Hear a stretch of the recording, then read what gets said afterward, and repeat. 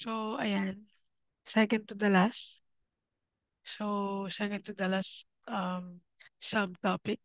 So, again, part pa rin to nung last topic natin. Pero this one is a subtopic. You have already discussed this on your Gen Math sa ano nyo, grade 11 nyo. Pero i-recall natin. Sige, so let's talk about permutation. So, dun sa previous topic natin, pinag-usapan natin kung ah how many ways we can observe a certain event given na meron tayong different event na merong different number of ways. So dito naman sa permutation tsaka combination, we will still talk about factorial kasi yung basically yung formula natin for the permutation involves factorial also. So reminder lang ano na uh, one thing that will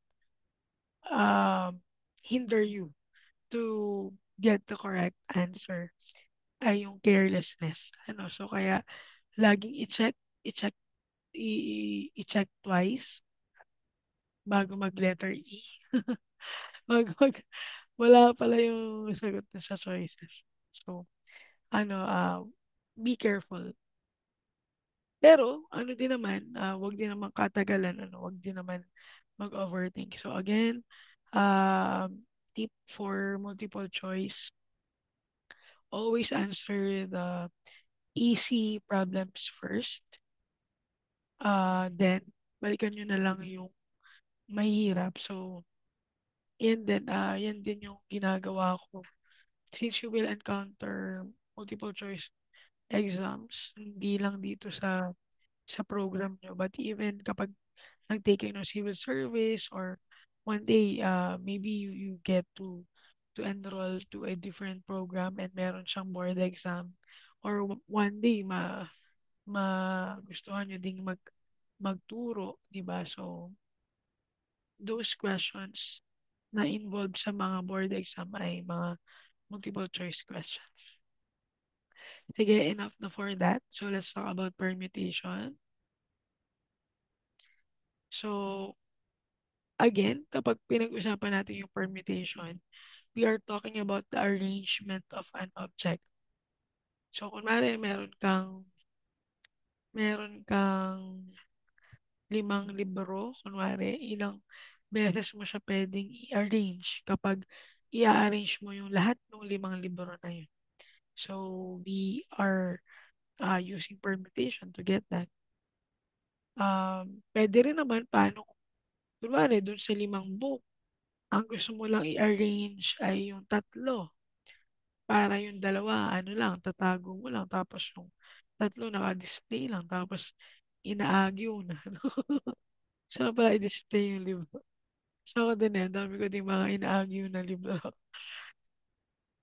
Yun, so, meron din tayo ito, no? It's also part of permutation. And meron tayong mga 5 types of uh, uh, process on how we compute. Pero again, may equation tayo. Pero gusto ko makita nyo dito is yung pattern on how can we solve problems involving permutation. So, sa akin, nakatulong sa akin dito kasi favorite ko to. So, I think yung permutation combination na part namin, since wala naman kaming Gen Math pa dati.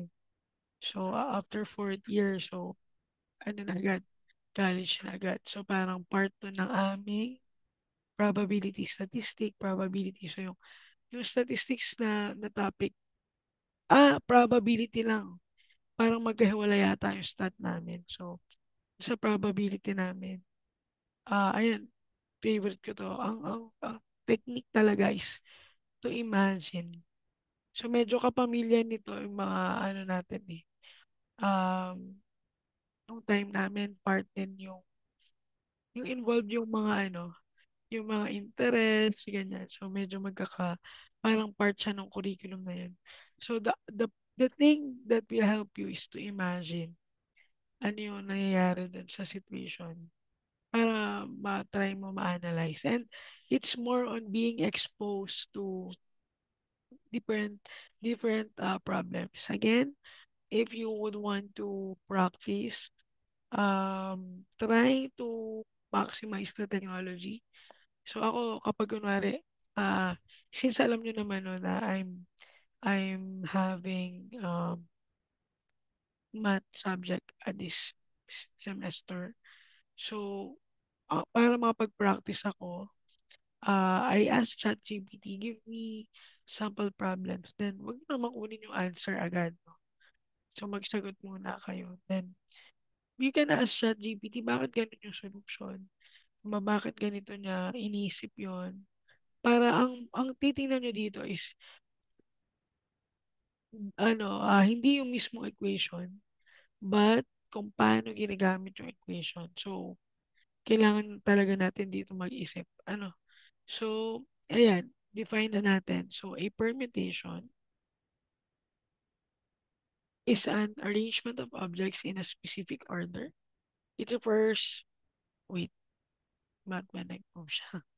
It refers to the number of possible ways to arrange a set of items where the order of arrangement matters.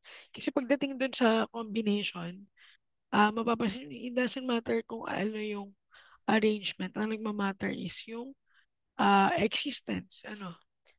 So, in other words, permutation is an arrangement of objects in a specific order. In permutation, we always count the number of arrangement. Sige, unahin na natin to. So, permutation of n distinct object taken all at a time.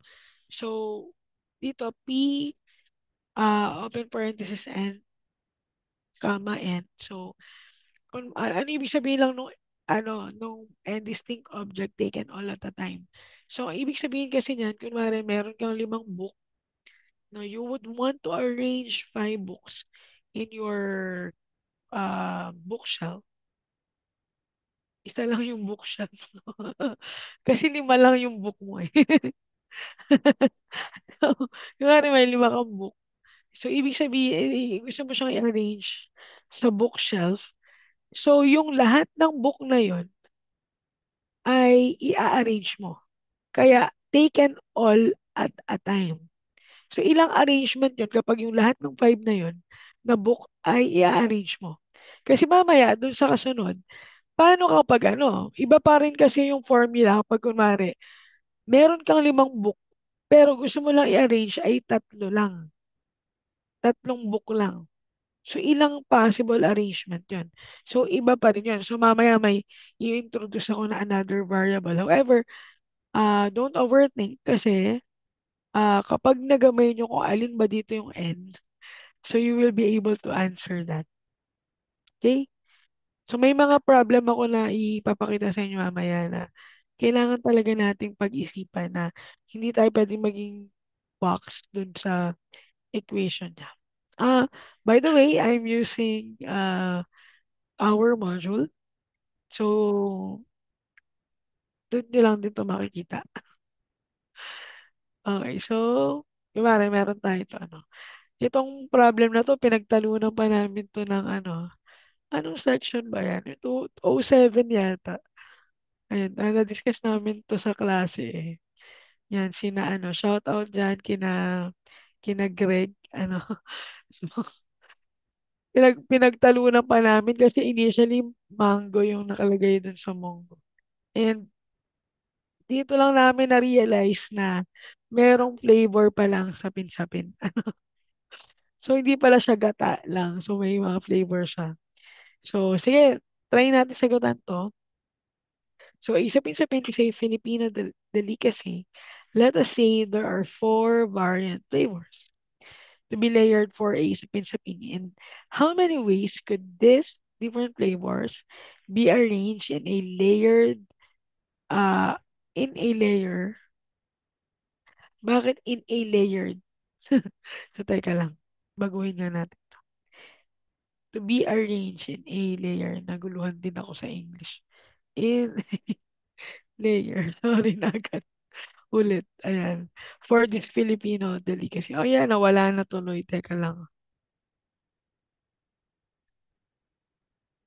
Nagtampo na yung PowerPoint. So, ayan.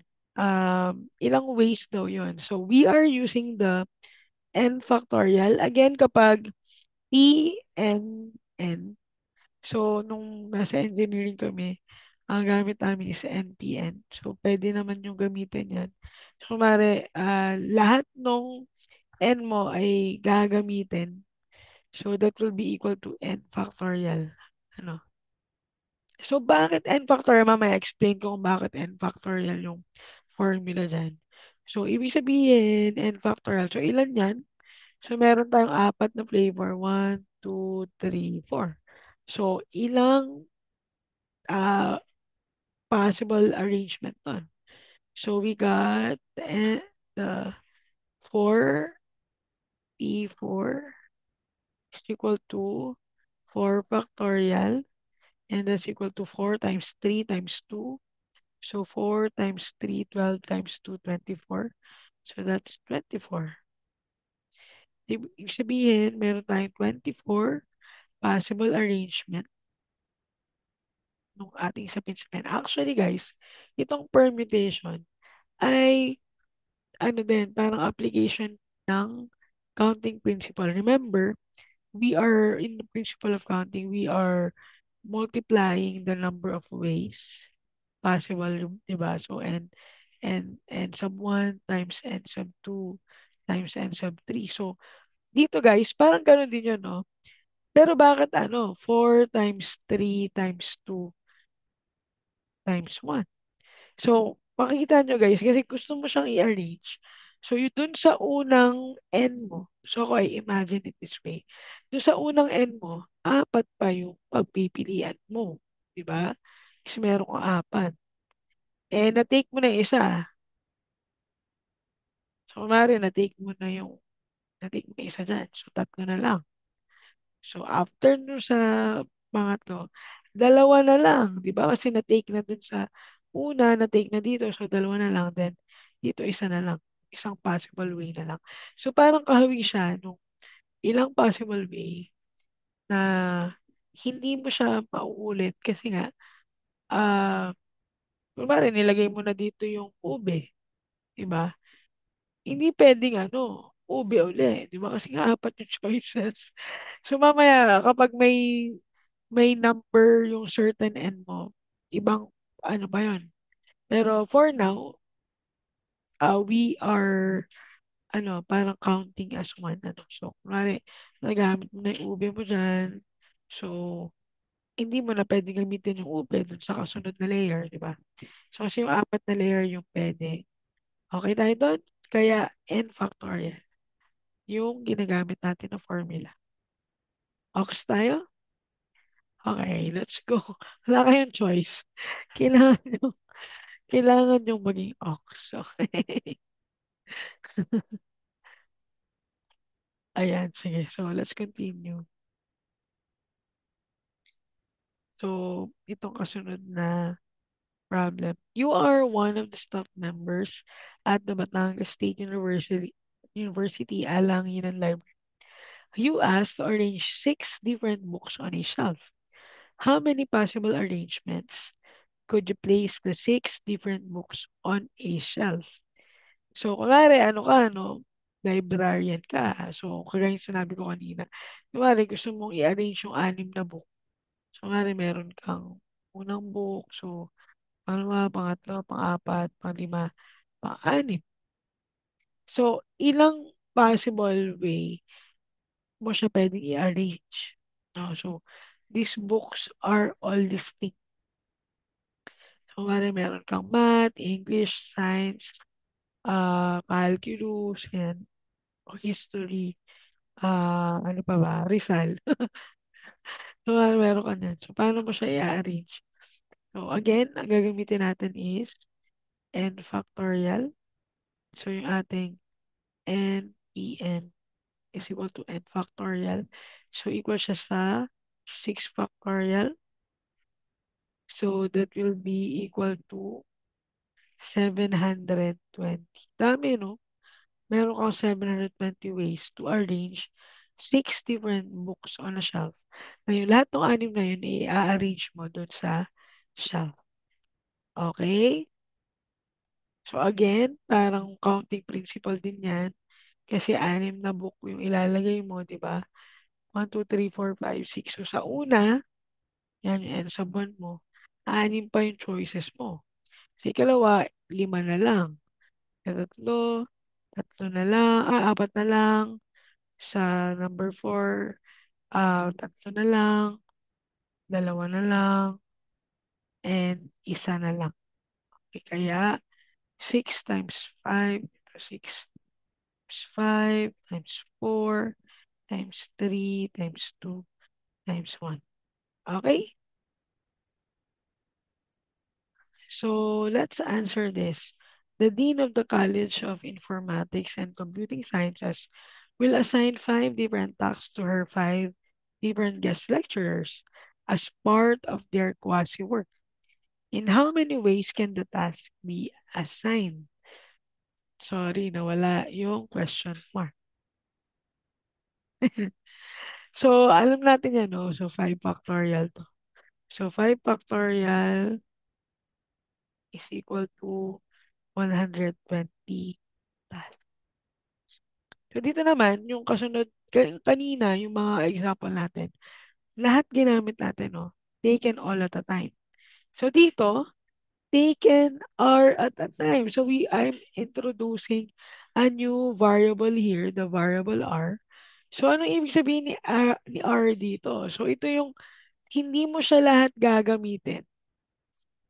May certain number ka lang na gagamitin.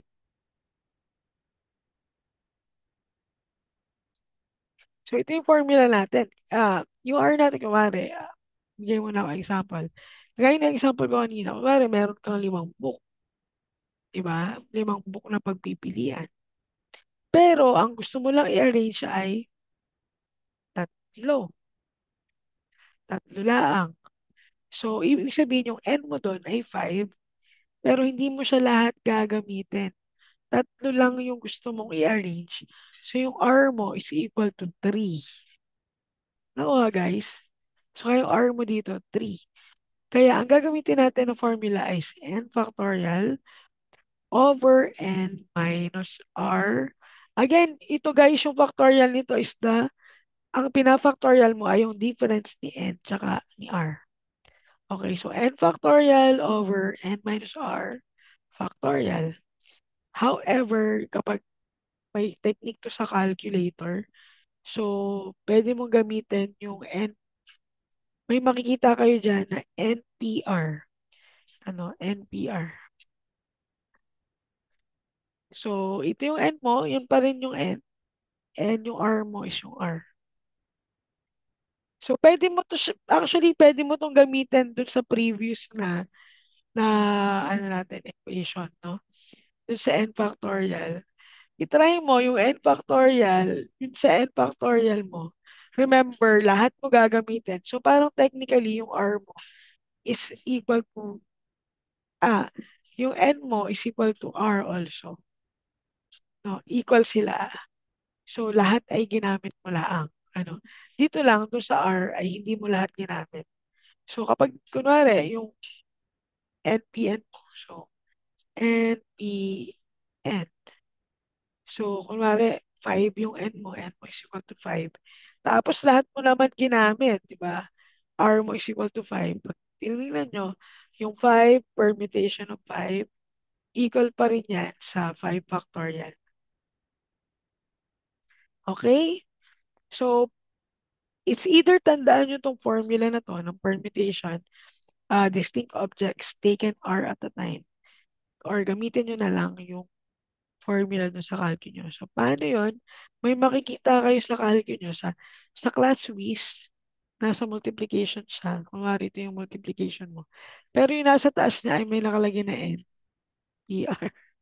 So, technically, yung mga nasa taas nun, either gagamitin mo siya ng shift. So, kapag sa akin, ang aking class whiz ay color pink. So, yung shift ko ay color orange. So, ibig sabihin, shift plus, yan. kung nasan 'tong NPR. So, paano mo ita-type sa Calcu 'yun, ta-type mo lang. Kunwari ay N mo ay equal to 5, tapos R mo ay tatlo lang yung gagamitin mo dun sa 5 na book. Ta-type mo muna yung 5, 'di ba? Kasi yun yung N mo. So, 5, then shift X or shift multiplication. So, lalabas diyan yung P. Then, type mo lang yung R mo. So, 3. 5P3. So, ang lalabas sa calculus mo dyan ay mismong 5P3. Parang ganito. Hindi ko alam kung kita, ano. Anyway, so 5P3 din yung lalabas. So, kaya ano, maximize yung calculus nyo. So, ang lalabas dyan, 5P3 will be equal to 60. Okay?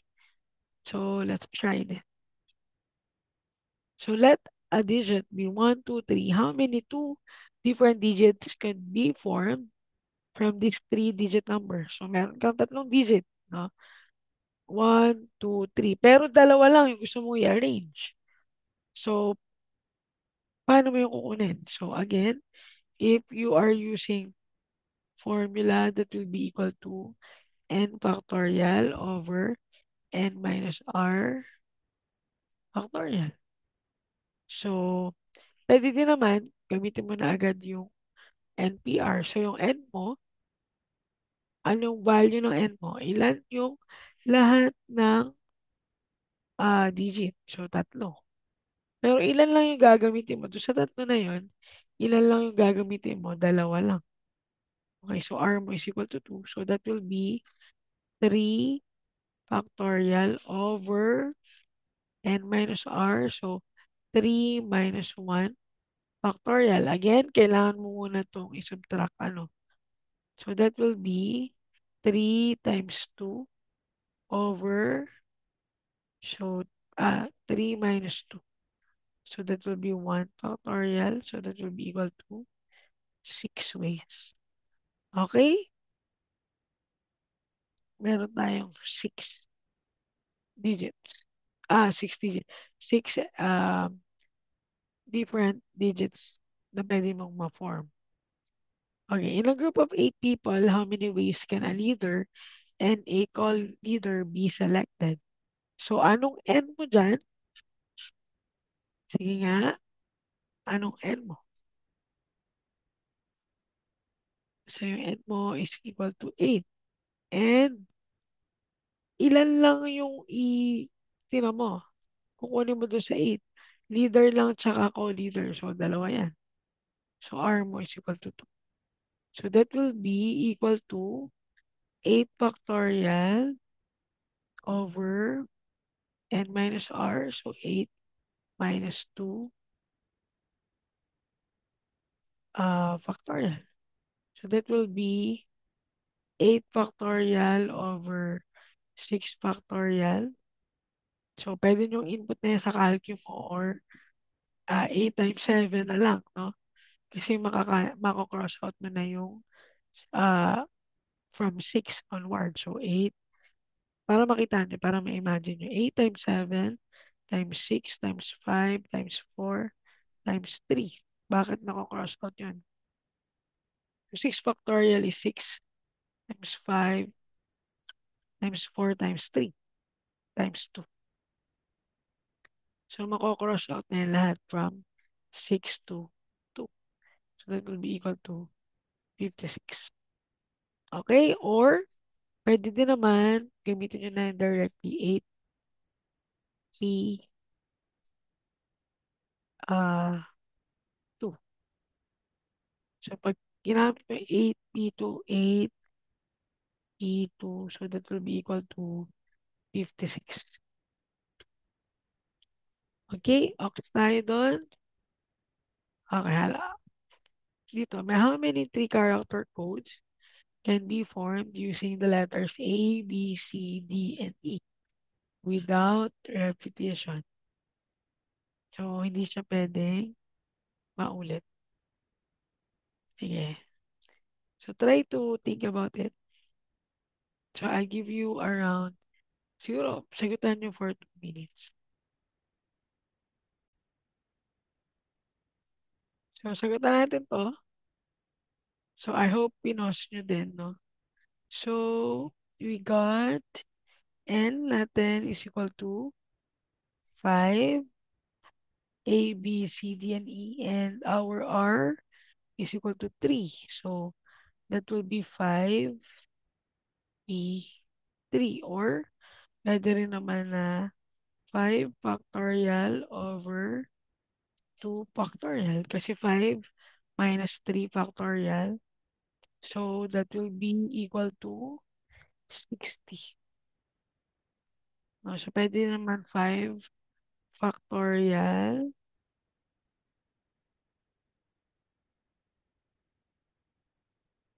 over 2 factorial. So, equal din yan sa 60. So, maalin yung gusto nyo. Okay, try natin to. So, there are 8 people, A, B, C, D, E, F, and G, F, G, and H. How many ways can 5 of them be arranged in a line if A must always be at the front? So, this one, it's a little bit different. So, try to imagine it. So, meron kang A, B, C, D, E, F, G, and H. Pero dapat yung unahan ay A lang. Walang ibang pwede doon. So, paano mo gagawin yan? So, since meron kang dalawang condition, so yung una mo, no, si A lang to. A lang.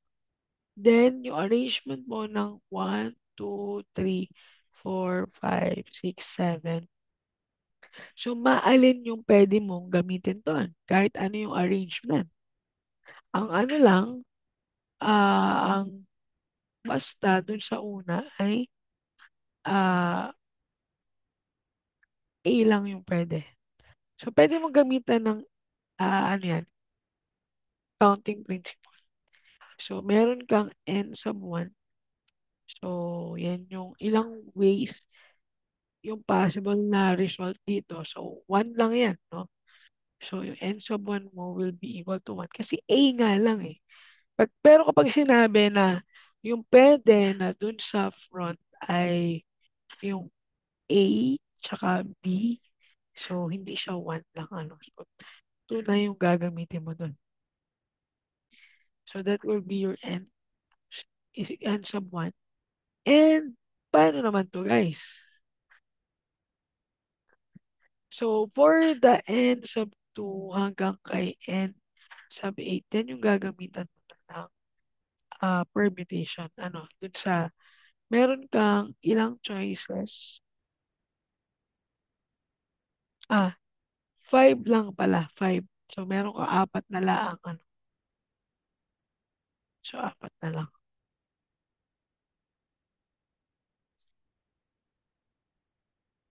So, apat na lang yung kukunin. So, bakit apat na lang? Kasi 5 lang yung i-arrange mo, no? Eh, dun sa una, A na agad yan. So, dito sa second part, yung N sub 2, N sub 3, N sub 4, at N sub 5. Pero dito guys, yung pagpipilian nyo dito, yung choice mo dito will be ilan pang meron. Meron ka pang 7 choices. So, bakit 7 choices na lang? Eh, naalis mo na yung A. Diba? Naalis mo na yung A kasi automatically, siya dapat yung laging nasa unahan. So, ito, meron ko na lang na 1, 2, 3, 4. 4 na pag na pipiliin over 7 na choices. So, how do we do that? Dito sa 7 choices na dito sa part na to, yung n natin will be equal to 7.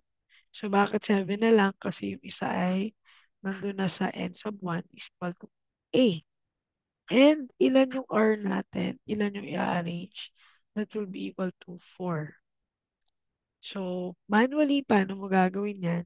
So, n sub 1, di ba? N sub 1 multiplied to the uh, fra- uh,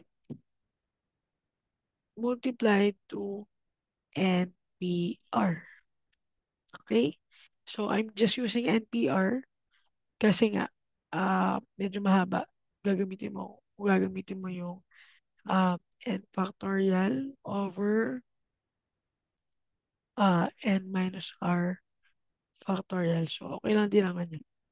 So, that will be 1 multiplied to uh, 7p4.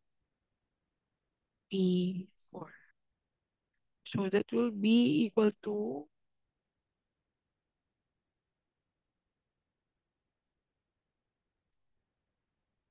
840. Again, wag mo kakalimutan yung NPR. So, yung NPR natin is just equal to n factorial over n minus r factorial. Okay, so this one, and the College of Informatics and Computing Sciences will be conducting a quiz P. Let us say that there are 10 participants in the contest, that is A sub 1, A sub 2, and A sub 10. How many ways can 3 winners be selected as first, second, and third? Pero may condition. A sub 1 cannot be the first place. So, paano natin kukunin to? So, kailangan natin kunin yung ilang possible arrangement dun sa dun sa 10 participants, and tatlo lang yung kukunin mo. So, yung ating formula will be NPR. So, yung N mo is equal to 10. Then, yung R mo is just first, second, and third. So, that will be 3. So, we will have then P3,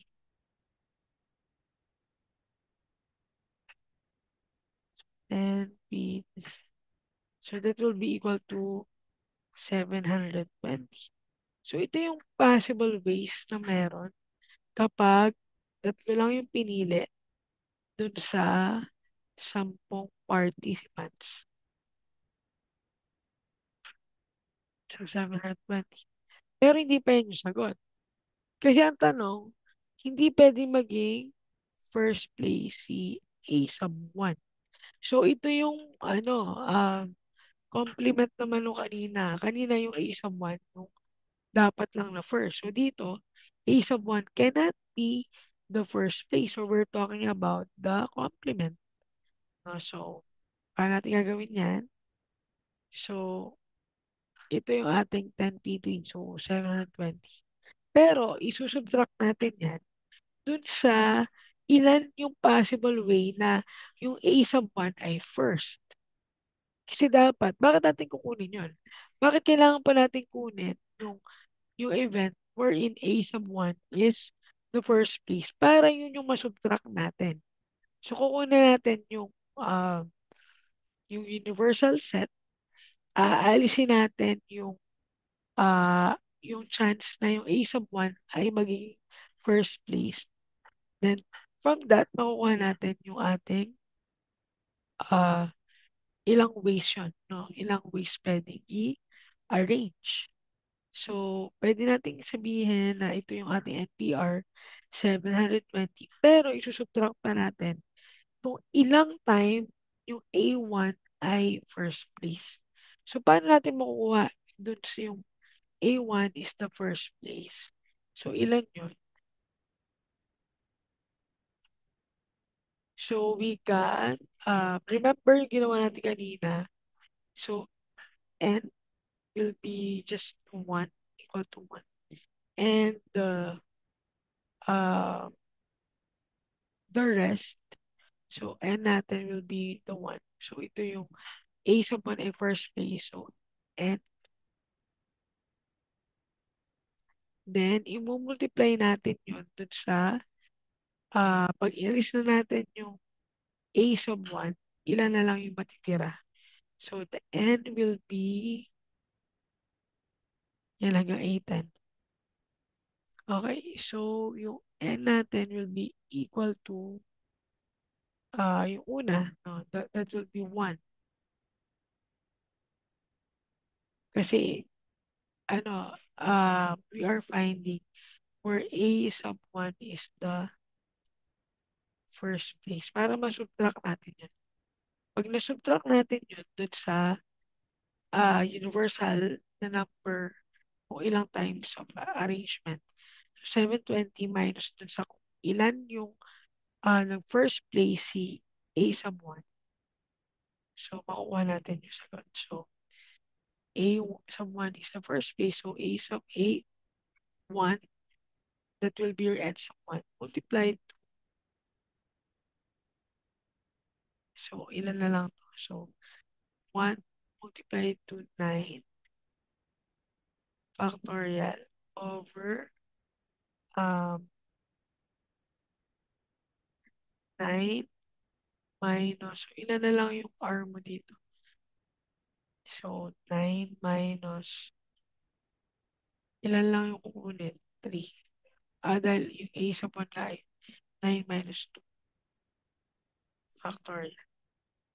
Or pwede din naman ng 1 times 9E.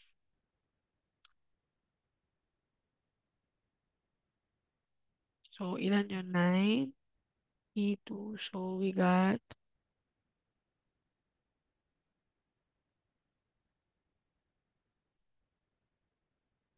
yan, ilan yun? Try to answer. Kapag kinuha na natin yun, 72 lang yan, di ba? Dito sa itong 72 ways na to, ito yung time na yung event where A sub 1 is the first place.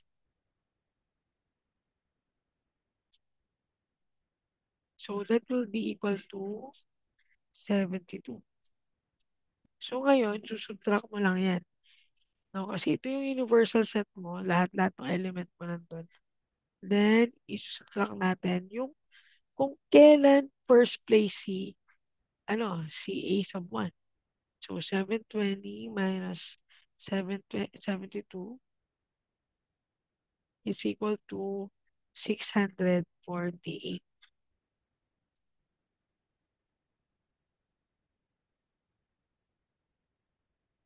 So, that will be 720 minus 72.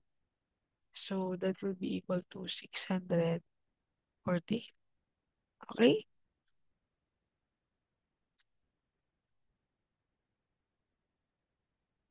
Okay, so this time, permutation of an object taken or at the time when repetition of object is allowed.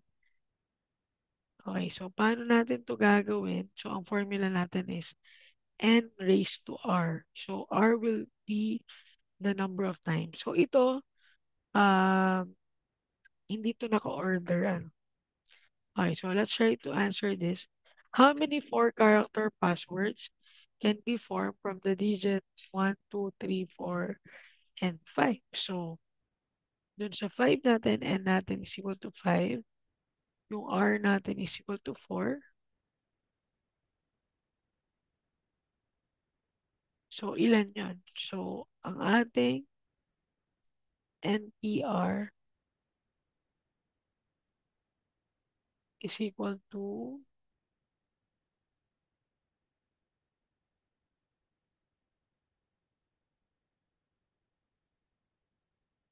pero this time repetition is allowed. So, n raised to r. So, that will be 5 raised to 4. So, ilan yung 5 raised to 4?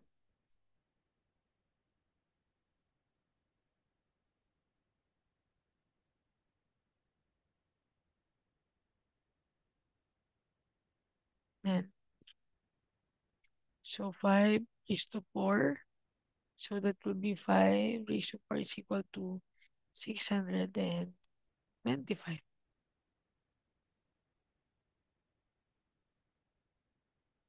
Okay? So, dito repetition ay pwede.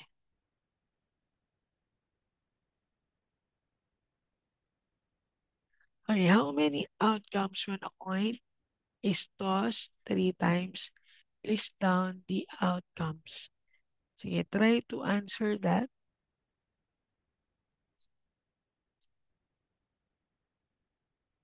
Okay, so paano to?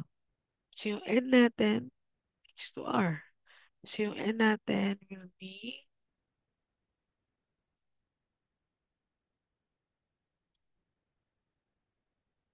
so ilan yung N natin dyan? So 2 lang, di ba? So 2 lang yung ating N. And anong R natin to? Yung N natin ay equal sa 2 kasi coin yung gamit natin. And yung R natin, ilan yun? 3, di ba? So that will be N raised to R. So 2 raised to 3 is equal to 8. Okay, so this one, a theater has 5 different seats and a person can sit in any seat multiple times.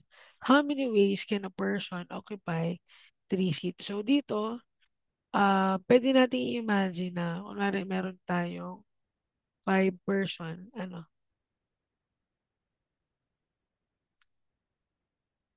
and the person can sit in any seat multiple times. How many ways can a person occupy 3 seats? So tatlo lang pala. So 3 yung i-occupy natin. So that will be 5 P. Okay. So we got equal to 60 ways. Okay?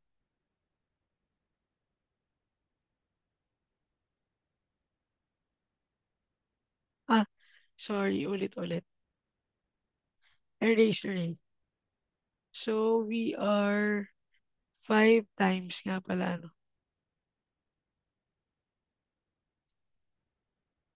So, ulit-ulit.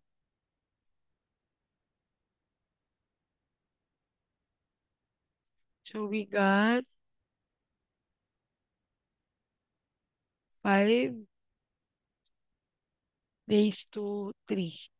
So yung N natin is equal to 5 and yung R natin is equal to 3. So that will be 5 times 5 times 5. 5 raised to 3 is equal to 125. So bakit kinukuha lang natin yung R as an exponent? Again, it is rooted po with the rooted pa rin to dun sa counting principle. Remember, tatlo lang yung gagamitin natin. So yung una, we have 5. No, kasi may 5 different seats tayo. Then, after that, yung second digit natin, 5. Yan, no? And our third digit, 5 ulit. So, yeah, uh, pwede natin i-multiply 5 times 5 times 5. Okay?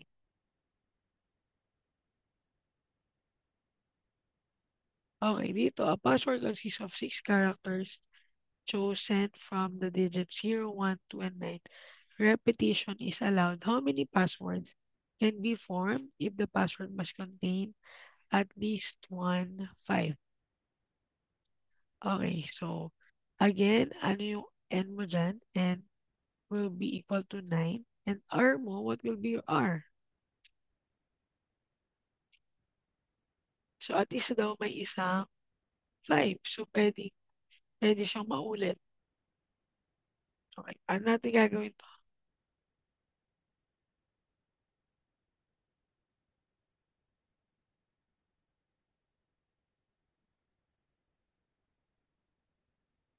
So ano yung R natin dyan?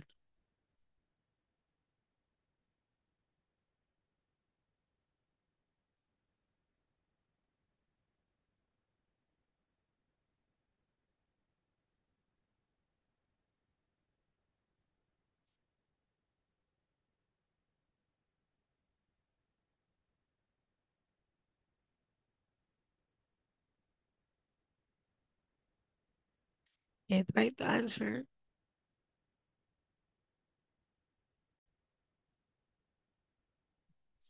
Okay, so dito, ang N natin ay 9 and yung R natin ay 6. Pero may isa ka pang condition, dapat daw ay at least ay merong 5.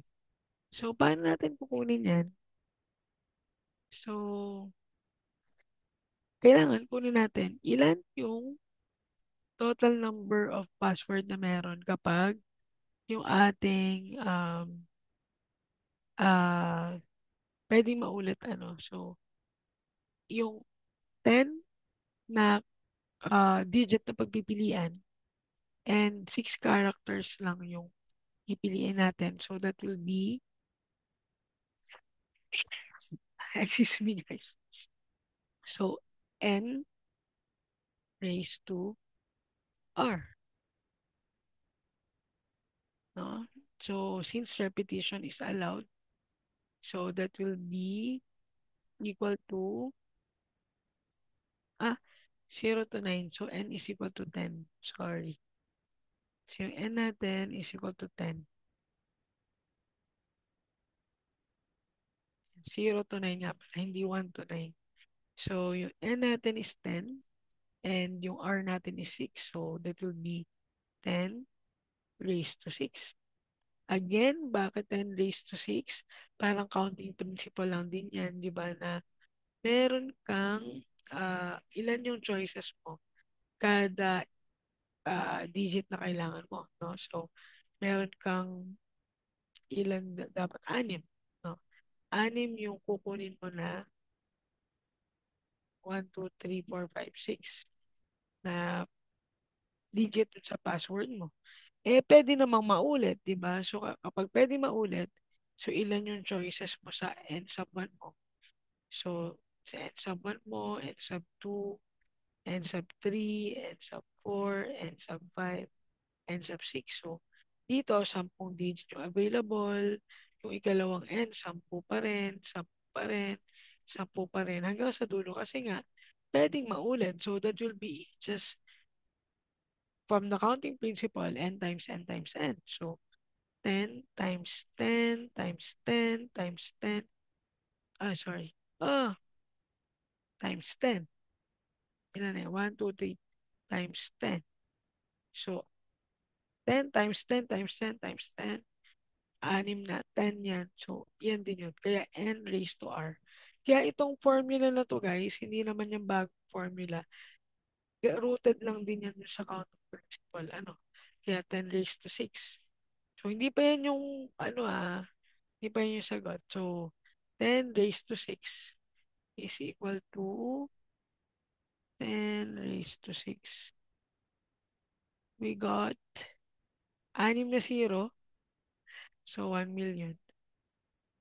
So, hindi pa yung sagot. Wait. Ayan. Then, yan yung wala ka pang condition. Pero, dapat daw ay at least merong isang 5. So, paano mo interpret yan?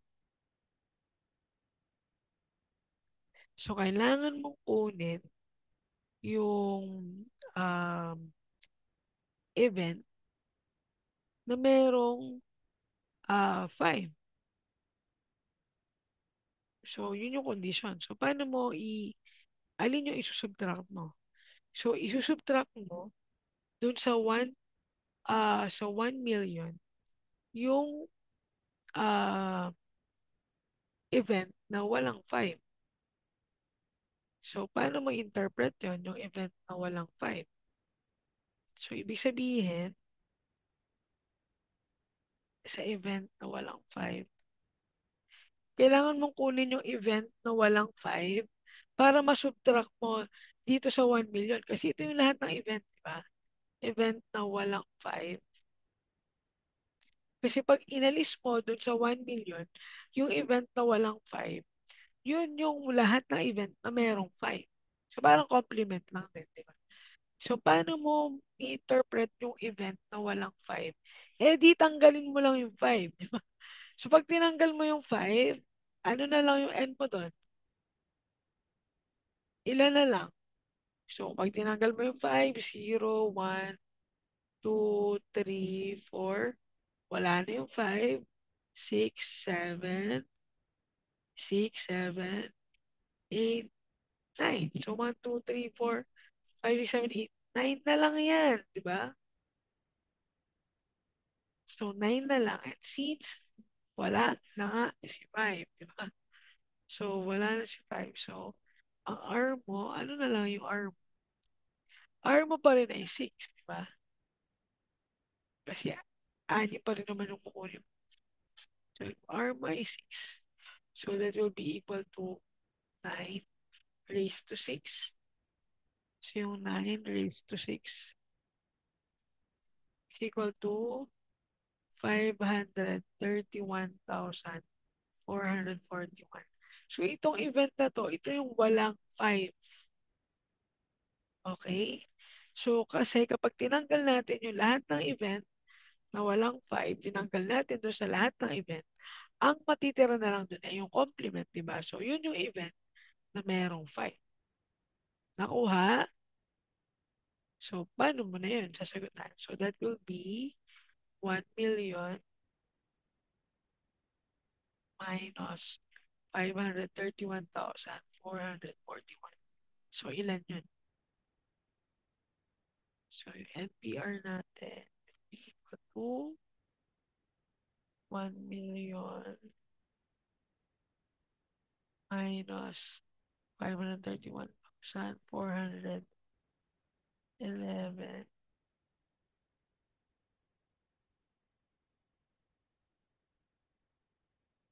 9 raised to 6. 531,441. So 1,000,000 minus 531,441. That will be 468,559. Okay, so that will be 468,559. Okay, so that's our answer. So ibig sabihin, meron kang 468,559 possible combination ay uh, arrangement ng ating password. Okay? Na merong at least ay 5.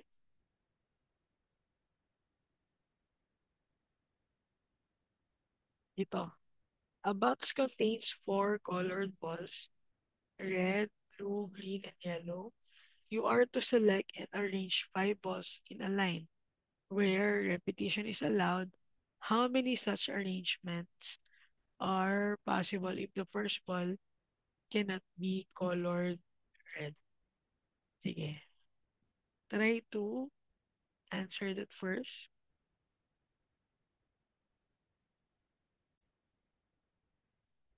So, paano natin ito sasagutan? So, dito, yung first ball ay hindi pwedeng red. So, may i-restrict ka dito. So, parang similar to dun sa previous na, na example.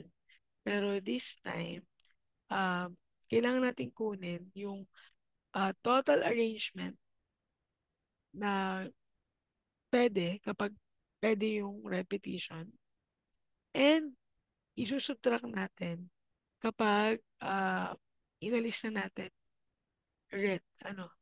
So, red dun sa position. So, sige, paano natin yung kunin? So, kunin muna natin yung una is NPR. No, is equal to yung N natin will be equal to 4 and yung R natin will be equal to 5. So, ilan yun? 4, P5. Ah, so we got 4 raised to 5. It's 1,024, no? So we got 4 raised to 5, 1,024. 24. So, yan yung lahat ng possible arrangement. Kapag meron kang four colors and you want to arrange five balls in a line, so 1,024. Pero may condition. Hindi pwedeng maging red yung unang color. So, paano yun? So, ibig sabihin, yung pagpipilian na lang natin ay apat. So, apat na lang. So, that will be, um, N mo will be 4 and R mo will be 4. Apat na lang. Yung R mo kasi nga hindi pwedeng red. So, that will be 4 raised to the 4. So, that will be 256. So, ilan na yun, no? So, isusubtract lang natin yan. Kasi ito yung hindi pwedeng red yung color.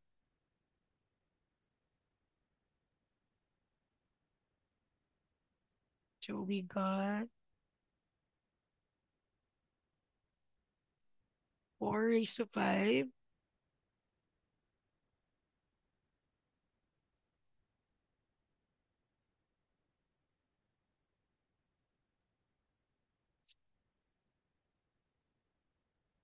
Yan, subtract lang natin yan. So, 4 raised to 5 minus 4 raised to 4. So, that will be equal to 768.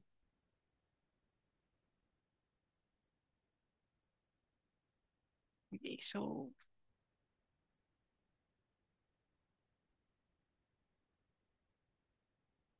ito yung number of repetition if hindi pwedeng red yung color. Again, paano natin kinuha yun? So, itong 1,024, so lahat yan, no? Wala tayong restriction. Itong 4 raised to 4, dito ay yung first ay red color. So, parang inasis na natin. No? So, the first is red. Kunwari, meron tayong 1, 2, 3, 4, 5. So, red na agad to. So, ito na lang yung ating pagpipilian. Ano? Second, third, fourth, and fifth. Kaya 4 raised 4. Diba? 4 choices mo dito, 4 dito, 4 dito, 4 dito. Pero dito, 1 lang yan. Red lang eh. So, 1 times 4 raised to the 4. Okay?